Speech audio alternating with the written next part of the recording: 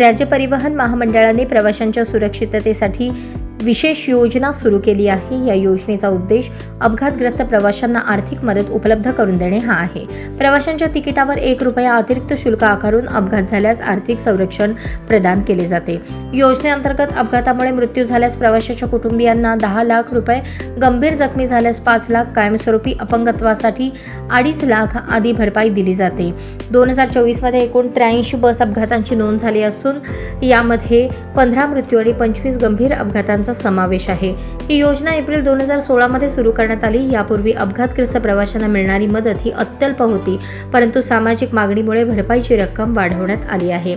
महामंडळाने चालक वाहक यांना अपघात टाळण्यासाठी विशेष प्रशिक्षण दिले असून बसेसची नियमित तांत्रिक तपासणी केली जाते। प्रवाशांच्या सुरक्षिततेच्या दृष्टीने राज्य परिवहन महामंडळाच्या अधिकृत बसेसद्वारे प्रवास करण्याचा सल्ला दिला जातो। या योजनेमुळे प्रवाशांना प्रवासादरम्यान मानसिक दिलासा मिळतो।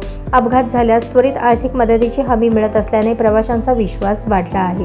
ही योजना सामाजिक बांधिलकीचे उत्कृष्ट उदाहरण ठरली असून महामंडळाच्या कामकाजाविषयी प्रवाशांमध्ये सकारात्मक भावना निर्माण झाली आहे।